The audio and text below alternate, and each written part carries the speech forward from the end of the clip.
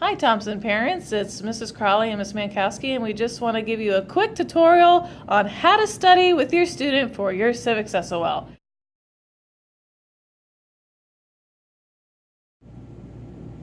Most importantly, your Civics SOL will be Friday, June 2nd. Please mark your calendars. Starting this week, students will be completing a nightly study log to review for their Civics SOL. Each day in class, their study log will be checked and they will receive a grade based on how long they studied. If for whatever reason they do not get a signature, they may make up the time by doubling up the next night. Please review the letter with your student and sign at the bottom. The study log will begin this Wednesday, May 17th. You're going to record the amount of time they studied, what they studied, and a signature for each night. If you choose to study on the weekends, you can also earn extra credit.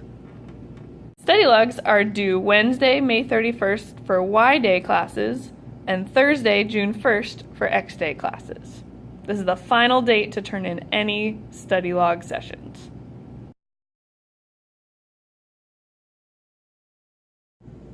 The first resource we want to talk about is the unit folder that students have been keeping track of throughout the year.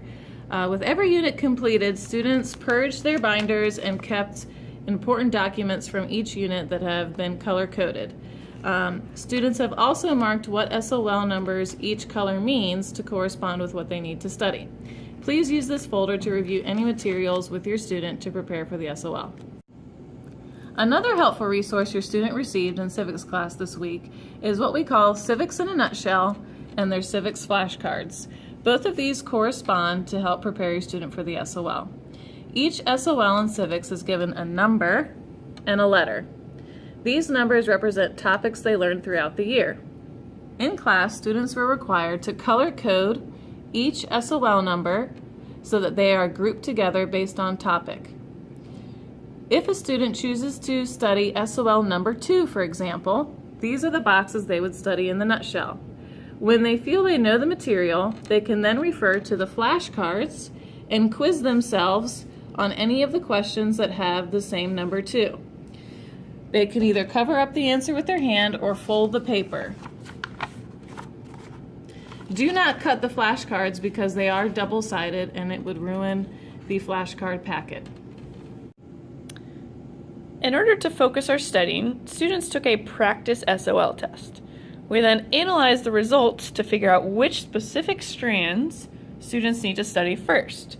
So for example, if I wrote down that I need to study strand 2B, then I'm going to go up to one of my packets, I'm going to find strand 2B, I'm going to study that and get quizzed on that first before I review any other content. A great resource to use online is called solpass.org. This is in your letter if you forget the website. Once you've logged into the website, each unit of civics has a tab on the left. Students can click a tab and click on the appropriate game or review that they would like to do on that topic. The SOL number is also at the top, so this tab reviews SOL numbers 3 and 4.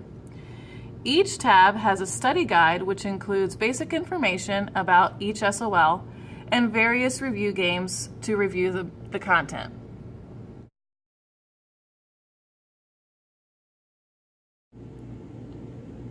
Some final tips and suggestions. Number 1, start studying the oldest stuff first.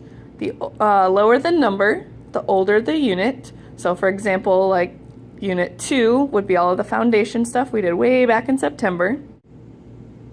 Tip number 2, a number a day keeps a test review at bay. I would focus on one SOL strand number per night instead of being overwhelmed by trying to study like Unit 2, 3, and 4 all in one night. Tip number 3, use your resources. You have a variety of things available to you and use them.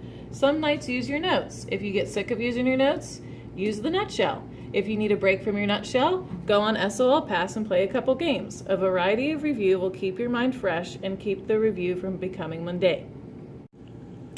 Thank you for all of your hard work in ensuring our students' success.